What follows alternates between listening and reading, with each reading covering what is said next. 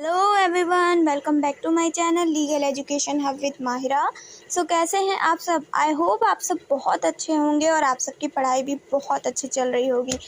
So friends, today we will discuss about here Indian contract act. क्या है Indian contract act? जो है वो कब फोर्स हुआ था और कहाँ कहाँ लागू होगा, और इसमें सेक्शन कितने दिए हैं और उन सेक्शंस में क्या दिया गया। ठीक है, सो चलिए शुरू करते हैं आज का हमारा topic, Indian contract act. So guys, first of all आप लोगों को ऐसा लग रहा होगा कि मैं एक एक सब्जेक्ट को उठाकर उसकी पूरी सीक्वेंस से वीडियोस क्यों नहीं डाल रही हूँ। मैं एक एक पार्टिकुलर सब्जेक्ट का सिर्फ और सिर्फ एक या दो वीडियो क्यों डाल रही हूँ। सो फ्रेंड्स, मैं अभी जितने भी लॉ के सब्जेक्ट्स हैं या आने वाले टाइम में मैं कोशिश करूँगी कि मैं जीएस के सब्जेक्ट्स पे भी वीडियोस सीरीज़ डालूँ। सो अभी मैं लॉ के सब्जेक्ट्स जितने हैं उन पे उनकी जो इंट्रो पार्ट है, मैं अभी वो डाल रही हूँ, जिससे कि हमें बेसिकली ये पता चल जाए कि हमें लॉ में क्या पढ़ना है, कितना पढ़ना है और किस तरह से पढ़ना है, कौन सा सब्जेक्ट्स को जल्दी कवर करना है, कौन से कम टाइम में, और कौन सा सब्जेक्ट इजी है, कौन सा टफ है। ठीक है, एंड सेकंड थॉट इज़ कि अभी जैसे कि आप सभी को पता है कि एग्ज़ाम भी लगे हुए हैं सभी के। सो इसीलिए मैं अभी जो इम्पोर्टेंट या मेन जो क्वेश्चन है, मेन जो सीरीज़ जितनी भी है क्वेश्चंस की, आंसर्स की, वो अभी मैं यहाँ पे अपलोड कर रही हूँ। ठीक है, सो आई होप आप सब इस बात को समझ रहे होंगे। सो चलिए शुरू करते हैं आज का हमारा टॉपिक, जो है इंडियन कॉन्ट्रैक्ट एक्ट क्या है। ठीक है, सो अगर बात करें कि नहीं, ये क्वेश्चन आप लोग मुझे बताइए कि इंडियन कॉन्ट्रैक्ट एक्ट जो है वो फोर्स में कब आया था। डेट भी बताइएगा और ईयर भी बताइएगा। ठीक है, तो ये इसका आंसर मैं आपको वीडियो के एंड में दूंगी। सो बात करें अगर सेक्शन 1 से, ठीक है, सो शुरू करते हैं सेक्शन 1। अगर सेक्शन 1 की बात करें, इंडियन कॉन्ट्रैक्ट एक्ट का सेक्शन 1 कहता है शॉर्ट टाइटल। फ्रेंड्स, आप सब जानते हैं कि अगर जितने भी बेयर एक्ट्स हैं, उन सभी बेयर एक्ट्स में जो हमारा सेक्शन 1 एंड 2 है वो काफ़ी सिमिलर्स होता है, जिसमें सेक्शन 1 में सेक्शन उस एक्ट का नाम और कहाँ तक फोर्स है, उसका फोर्स कहाँ तक होगा वो, और सेक्शन 2 में अधिकतर डेफिनेशंस दी हुई है। ठीक है, बात करें जैसे हिंदू मैरिज एक्ट है, मुस्लिम मैरिज एक्ट हो गया, आपका आईपीसी हो गया, देन आपका इंडियन कॉन्ट्रैक्ट एक्ट। ठीक है, सो इंडियन कॉन्ट्रैक्ट एक्ट का सेक्शन 1 भी वही कहता है, शॉर्ट टाइटल, मतलब कि इसका नाम क्या होगा, तो इसका नाम होगा भारतीय संविदा अधिनियम 1872। ठीक है, इंडियन कॉन्ट्रैक्ट एक्ट 1872। और साथ ही साथ इसमें ये भी बताया गया है कि इसका ये जो एक्सटेंस है वो कहाँ तक करेगा। ठीक है, तो होल ऑफ इंडिया, यानी कि पूरे भारत पर ये जो है 1 सितंबर 1872 से लागू हो जाएगा। ठीक है, सो बात में मैंने आपके क्वेश्चन का आंसर भी यहाँ बता दिया, 1 सितंबर 1872 से ये फोर्स में आया था। ठीक है, ओके, बात करें सेक्शन 2, इंडियन कॉन्ट्रैक्ट एक्ट का सेक्शन 2 क्या है, तो यहाँ पर इंटरप्रिटेशन क्लॉजेस दिए हैं, यानी कि अगर हमने सेक्शन 2 को अच्छी तरह से समझ लिया तो हमें इंडियन कॉन्ट्रैक्ट एक्ट आगे बिल्कुल भी टफ नहीं लगेगा, एकदम इजी लगेगा जैसे हलवा। ठीक है, क्योंकि जिस तरह से फॉर एग्जांपल हम कॉन्स्टिट्यूशन को अगर लें, कॉन्स्टिट्यूशन में हम क्या देखते हैं, कॉन्स्टिट्यूशन में अगर हम पढ़ना शुरू करते हैं, कोई भी एक फर्स्ट टाइम अगर कोई पर्सन है वो कॉन्स्टिट्यूशन पढ़ेगा, ठीक है, तो क्या होता है कि उसको नहीं समझ में आता है। लेकिन अगर आप कॉन्स्टिट्यूशन के प्रियम्बल को अच्छी तरह से समझ लेंगे, ऑब्जर्व कर लेंगे और उसको माइंड में अच्छे से बिठा लेंगे, एक एक चीज़ समझ में आ जाएगी, तो आपके लिए कॉन्स्टिट्यूशन मतलब इतना इजी हो जाएगा कि बस आपसे कहीं से कुछ भी कोई पूछे तो आप कॉन्स्टिट्यूशन के बारे में बता देंगे। क्यों? क्योंकि होल ऑफ कॉन्स्टिट्यूशन काफ़ी लेंथी होता है, बट प्रियम्बल में जितना भी कॉन्स्टिट्यूशन है टोटल उसका सार दिया, कह सकते हैं कंक्लूड करके, या इंट्रो पूरा जो है वो पूरा प्रियम्बल में दे दिया। इसी तरह कॉन्ट्रैक्ट एक्ट की अगर हम बात करें तो इसका जो सेक्शन 2 है जिसे हम इंटरप्रिटेशन क्लॉज कहते हैं, अगर इसको आपने अच्छे से समझ लिया तो आपके लिए कॉन्ट्रैक्ट बहुत बहुत ईजी हो जाएगा। ठीक है, सो गाइज क्या है इसका इंटरप्रिटेशन क्लॉज, तो चलिए शुरू करते हैं। ठीक है, इसमें सेक्शन 2 का क्लॉज 1, ठीक है, सेक्शन 2 के क्लॉज 1 की अगर बात करें तो इसमें दिया हुआ है प्रपोज़ल। प्रपोज़ल क्या होता है? ठीक है, देखिए मान लीजिए अगर मैं एक पर्सन हूँ और सामने वाले एक पर्सन की मैं कहीं शॉप में जाती हूँ या सामने वाले पर्सन से मुझे कुछ ख़रीदना है या परचेस करना है, तो मैं उससे पूछूंगी क्या आप मुझे अपनी स्कूटी या अपनी बाइक या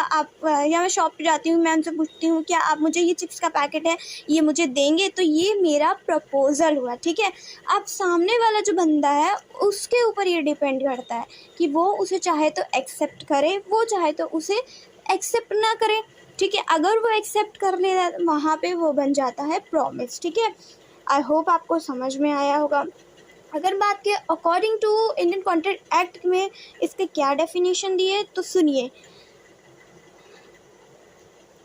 जबकि एक व्यक्ति किसी बात को, एक पर्सन है, किसी भी बात को करने या करने से प्रवृत्त रहने की अपनी रजामंदी, मतलब किसी बात को करने या फिर प्रवृत्त मतलब होता है किसी बात को दूसरे से मनवाने के लिए इस दृष्टि से, मतलब इस सोच के, इस माइंड से संज्ञापित करता। संज्ञापित मतलब कि बताना, दूसरे वाले को इस तरह से बताता है कि ऐसे काम के लिए उस सामने वाले की सामने वाला जो होता है उस सामने वाले की जो रजामंदी है वो प्राप्त कर ले। ठीक है, तो यहाँ पे ये क्या होगा, ये आपका प्रपोज़ल। ठीक है, प्रपोज़ल मैंने आपसे कुछ डिमांड की, आपने मुझे वो डिमांड फुलफ़िल किया और उसके बदले में मैंने आपको कुछ अमाउंट पे किया। ठीक है, मैं आपसे अगर कुछ चीज़ कह रही हूँ या आप मुझसे आके, जैसे दूसरे एग्जांपल से अगर हम समझें तो जैसे आपने बोला कि मुझे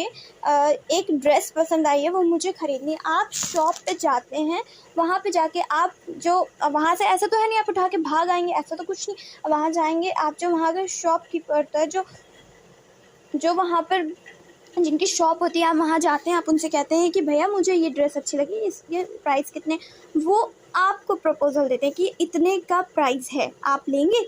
फिर आप उसे अगर एक्सेप्ट कर लेते हैं, हाँ मैं लूँगी, पैसे दे देते हैं, तो वहाँ पे आपका जो पैसे देना है वो आप पैसे दे के वो आपकी ड्रेस हो जाती है। ठीक है, तो ये हो गया प्रपोज़ल। आई होप आपको प्रपोज़ल में कोई प्रॉब्लम नहीं होगी। नेक्स्ट बात करते हैं सेक्शन 2 के क्लॉज बी। क्लॉज बी में क्या दिया है, इसमें दिया है प्रॉमिस। अच्छा, प्रॉमिस क्या होता है?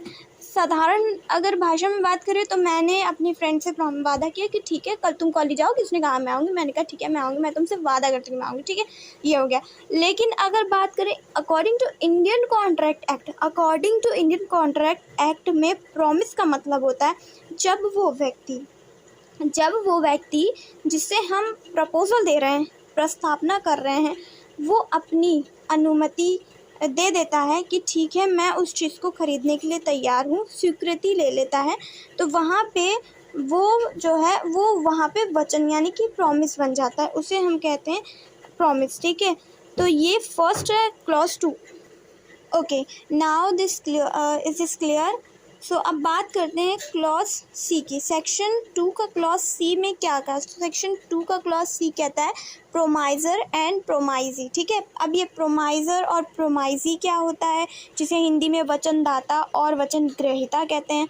तो वचनदाता उसे कहते हैं जो प्रस्तावना करता है, ठीक है, जिसने कि प्रपोज़ल दिया, और वचन ग्रहीता का मतलब ग्रहण करना, तो जिसने प्रॉमिस को एक्सेप्ट यानी कि स्वीकृति दी वो आपका वचन ग्रहीता हो जाता है। ठीक है, उसके बाद बात करते हैं सेक्शन 2 के क्लॉज डी का। डी में क्या दिया है? डी में दिया है कंसिडरेशन, जिसे हिंदी में कहते हैं प्रतिफल। ठीक है, प्रतिफल मतलब क्या होता है? प्रतिफल मतलब कि मैंने जैसे आपको क्लॉज ए में मैंने जैसे आपको क्लॉज ए में एक एग्जांपल दिया था कि मैं अपनी फ्रेंड के पास जाती हूँ, मैं उससे कहती हूँ मुझे एक स्कूटी पसंद है, या मैं अपनी कहीं शॉप पे जाकर कहती हूँ मुझे ड्रेस पसंद है। मैंने ड्रेस, वो जो शॉपकीपर उसको पैसे दिए और वो ड्रेस मैंने परचेस कर ली, ठीक है। तो यहाँ पर उस शॉपकीपर को मैंने क्या दिया, मैंने कुछ अमाउंट दिया, तो वो अमाउंट उस शॉपकीपर का कंसिडरेशन है और वो ड्रेस मेरी कंसिडरेशन, ठीक है। मतलब कि कुछ के बदले कुछ, यानी कि अगर हम किसी से कोई कॉन्ट्रैक्ट या फिर एग्रीमेंट करते हैं तो उसमें अगर हमें जो प्रतिफल प्राप्त होता है उसी को हम कहते हैं कंसिडरेशन, ठीक है। और ये मतलब अगर कंसिडरेशन नहीं होगा तो वहाँ पे ना एग्रीमेंट माना जाता है और ना ही वहाँ पे संविदा मानी जाती है, ठीक है। सो नेक्स्ट क्लॉज इज आपका है ई, ठीक है। 2 का क्लॉज ई क्या कहता है, 2 का क्लॉज ई कहता है एग्रीमेंट क्या होता है, ठीक है। तो एग्रीमेंट मतलब क्या होता है, एग्रीमेंट आपका होता है कि जब कभी भी एक व्यक्ति ने किसी से सामने अपनी प्रस्तावना रखी, ठीक है, प्रस्तावना हो गया, उसके बाद उस व्यक्ति ने उससे स्वीकार किया तो वो स्वीकृति हो गई। जब प्रस्तावना स्वीकृति दोनों हो जाती है तो वहाँ बन जाता है वचन, और जब वहाँ पे वचन हो जाएगा तो जब वचन होगा तो दोनों एक दूसरे से कुछ ना कुछ एक्सचेंज करेंगे, मतलब कि कुछ पैसे कोई देगा तो कोई सामान देगा, तो यहाँ पर वो एक करार बन जाता है, ठीक है, जहाँ पे आपका प्रतिफल होता है। करार में क्या है, आपका प्रतिफल होना ज़रूरी है, ठीक है। प्रस्तावना भी होती है और स्वीकृति भी होती है, प्रतिफल भी होता है और साथ ही साथ आपका प्रतिफल होता है, और इसी को हम कहते हैं करार। अब वही बात करें अगर इसमें विधि द्वारा प्रवर्तनीय जुड़ जाए, इन्फोर्स बाय लॉ, तो ये बन जाता है आपका कॉन्ट्रैक्ट। कॉन्ट्रैक्ट आपके कौन से सेक्शन में है, तो ये आपके सेक्शन 2 के क्लॉज एच में दिया हुआ है, ठीक है। बीच का मैंने छोड़ दिया है, मैं अभी बता रही हूँ आपको कि जस्ट बिकॉज एग्रीमेंट और कॉन्ट्रैक्ट अगर साथ में पढ़ेंगे तो बहुत जल्दी और बहुत ईजली ये याद रहेगा आप लंबे टाइम तक, ठीक है। नेक्स्ट आपका क्लॉज है 2 का क्लॉज एफ। एफ क्या कहता है, एफ कहता है रेसिप्रोकल प्रॉमिस, ठीक है। मतलब क्या है इसका मतलब है व्यतिकारी वचन, जिसे हम according to Indian contract act में लिखा है वो वचन जो एक दूसरे के लिए प्रतिफल या प्रतिफल का भाग होते हैं, व्यतिकारी वचन होते हैं। मतलब कि कंसिडरेशन मिला या फिर कंसिडरेशन का कोई पार्ट हुआ तो वही आपके व्यतिकारी वचन होंगे, ठीक है। उसके बाद आपका आता है 2G, जिसे हम कहते हैं वॉइड एग्रीमेंट।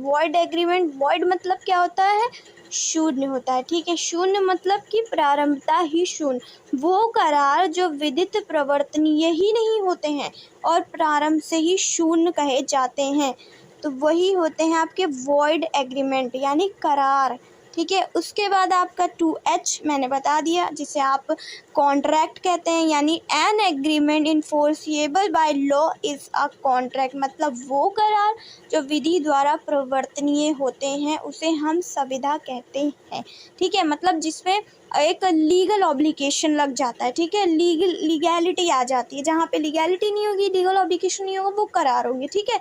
लेकिन जहाँ पे लीगल ऑब्लिगेशन आ जाएगा वहाँ पे वो संविदा बन जाता है, जो कि आपके क्लॉज 2H में दिया हुआ है। नेक्स्ट आपका है क्लॉज आई, ठीक है। सेक्शन 2 का क्लॉज आई क्या है, वो है आपका वॉइडेबल कॉन्ट्रैक्ट, जिसे हम कहते हैं शून्य करणीय संविदा। देखिए डिफरेंस बिटवीन शून्य एंड शून्य करणीय संविदा, मतलब वॉइड एंड वॉइडेबल। वॉइड मतलब शून्य, शून्य मतलब कि प्रारंभ से ही शून्य है, ठीक है, शुरू से ही गलत होता है। अगर हम बात करें वॉइडेबल यानी शून्य करणीय मतलब बाद में किसी एक पक्षकार के ऊपर डिपेंड करता है, वो चाहे तो उस कॉन्ट्रैक्ट को या एग्रीमेंट को ख़त्म कर सकता है, ठीक है।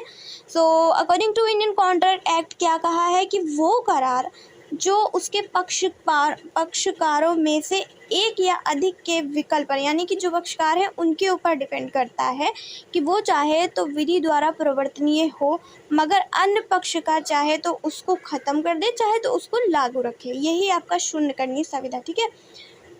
नेक्स्ट आपका है 2 जे।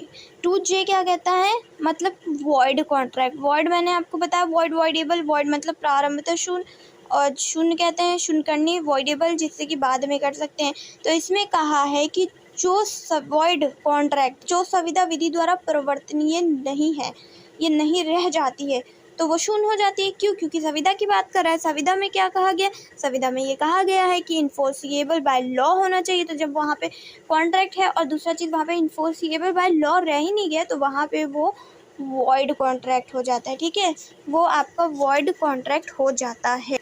सो आई होप आपको इतना अच्छे से समझ में आया होगा। अगर नहीं भी समझ में आता है, कोई इंक्वायरी है, कोई क्वेश्चन है, सो कमेंट सेक्शन में आप मुझे क्वेश्चन करके पूछ सकते हैं। ठीक है, नेक्स्ट आपका कुछ मतलब नोट्स हैं जो आपके वेयर एक्ट्स में भी दिए हैं, जो आपको बताना और समझना भी बहुत ज़रूरी है। ठीक है, जैसे कि सेक्शन 2D, ठीक है, 2D जैसे मैंने आपको बताया कि कंसिडरेशन से है। ठीक है, कंसिडरेशन से दिया हुआ है, तो इससे रिलेटेड एक केस लॉ है जिसका नाम है विपिन कुमार वर्सेस श्रीमती आशा लता आहूजा का केस। इसमें क्या कहा गया, इसमें ये कहा गया है कि मान लीजिए दो लोग हैं, आपस में कॉन्ट्रैक्ट किया। ठीक है, तो जब उनकी कॉन्ट्रैक्ट यानी कि जब उनका संविदा पूरी हो जाती है, पूर्ण होती है, यानी कि प्रतिफल होगा, तो यानी अगर संविदा पूर्ण हो गई तो और वहाँ प्रतिफल मौजूद है, प्रतिफल है, तो ही वहाँ पर